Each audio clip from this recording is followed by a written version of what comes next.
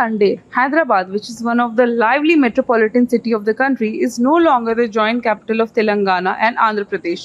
From June 2, Hyderabad city is only capital of Telangana. As per the Andhra Pradesh Reorganization Act 2014, Hyderabad was designated as state capital for both states for a duration of 10 years following the split of undivided Andhra Pradesh in 2014. According to Section 5 second of Act, Hyderabad will be only capital of Telangana after this time and a new capital will be set up for Andhra Pradesh. At present, Andhra Pradesh has not yet selected a fixed capital due to unresolved legal battles concerning Amravati and Visakhapatnam. Chief Minister Jagan Mohan Reddy has suggested that Visakhapatnam will be function as the administrative capital, Amravati as the legislative capital and Kurnool as the judicial capital if he continues to hold power. Andhra Pradesh officially changed its capital from Hyderabad to a different location following the division in 2014, keeping just a small number of structures in Hyderabad. While the most symbolic recent split signifies a significant moment for the two Telugu states,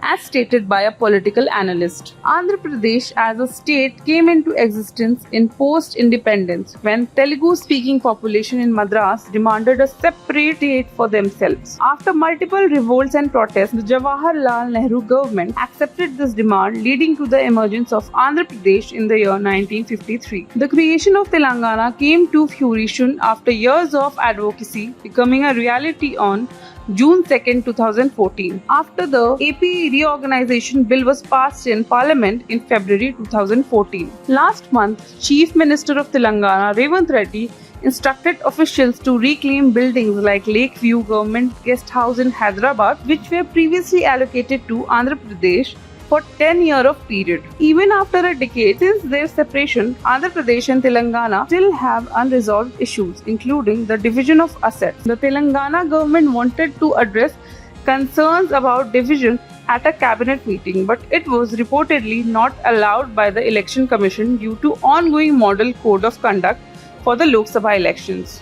The Congress government had organized a day-long event on Sunday, while the primary opposition BRS had outlined its activities spanning 3 days. Additionally, the government had invited Congress senior leader Sonia Gandhi to attend the festivities as the chief guest.